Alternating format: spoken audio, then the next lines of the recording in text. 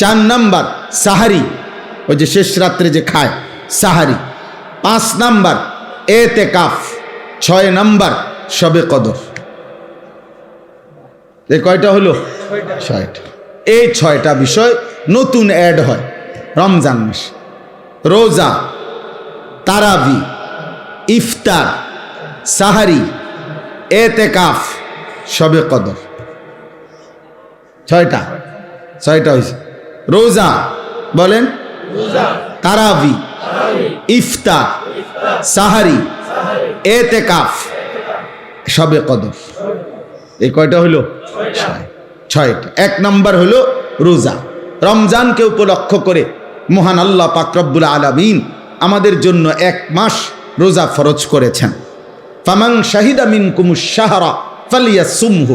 আল্লাহ তাআলা বলেন, প্রত্যেক ইমানদার, তোমাদেরকে বলছি, প্রাপ্তবয়স্ক, আকেল, বিবেকবান, পাগল মস্তিষ্ক বিকৃতি নয়, এবং ইমানদার মুসলমান, বিবেকবান, প্রাপ্তবয়স্ক তোমাদের প্রত্যেকের উপরে, পুরুষ বা নারী, যারাই রমজান মাস পাবে তাদের জন্য এই মাসের রোজা রাখা ফরজ। এই মাসের রোজা রাখা কি ফরজ।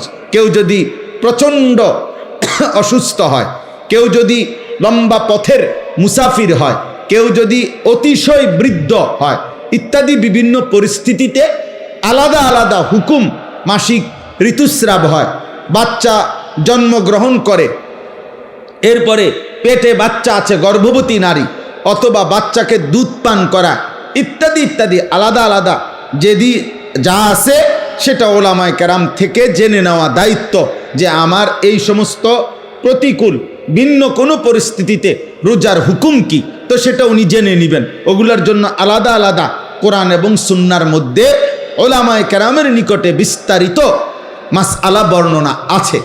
তাহলে মূল বিষয় হলো, প্রত্যেক প্রাপ্তবয়স্ক মুসলমান বিবেকবানের উপরে রমজান মাস এসে পৌঁছলে, মানে হায়াত পাইলে, রোজা রাখা কি, কথা বলেন না, ফরজ।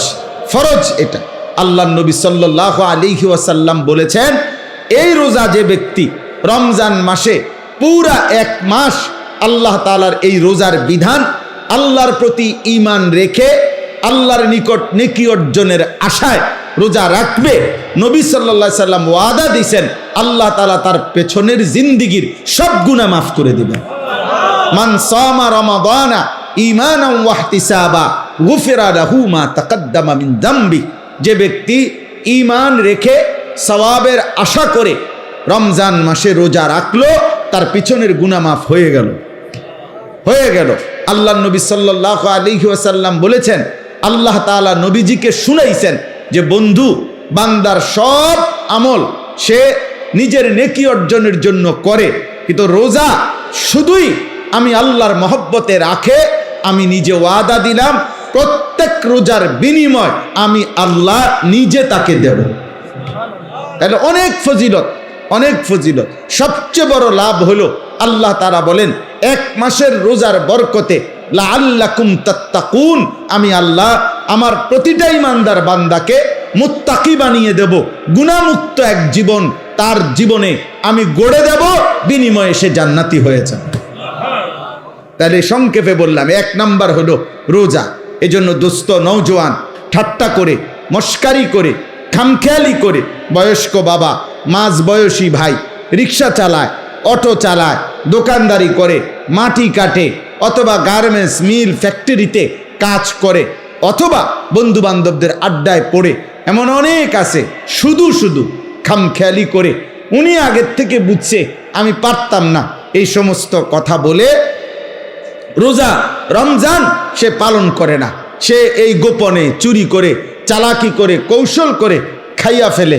হ্যাঁ আমার ভাই, আপনি আপনার বিবির কাছে হয়তো বললেন আমি পারতাম না, তা আপনার বিবি কাছে আচ্ছা থাক খাইয়ালান, আপনারা গ্রামবাসী কিছু বলতে পারলো না, কেউ দেখলো না, কেউ শুনলো না, কিন্তু যিনি আপনার আমার হিসাব নিবেন সেই মহান আল্লাহ পাক রব্বুল আলামিন, তার থেকে আপনি জবাব দিবেন কিভাবে? আপনার ভিতরের যোগ্যতা, শারীরিক সক্ষমতা আল্লাহ জানে না? কথা বলে না কেন? আল্লাহ জানে না?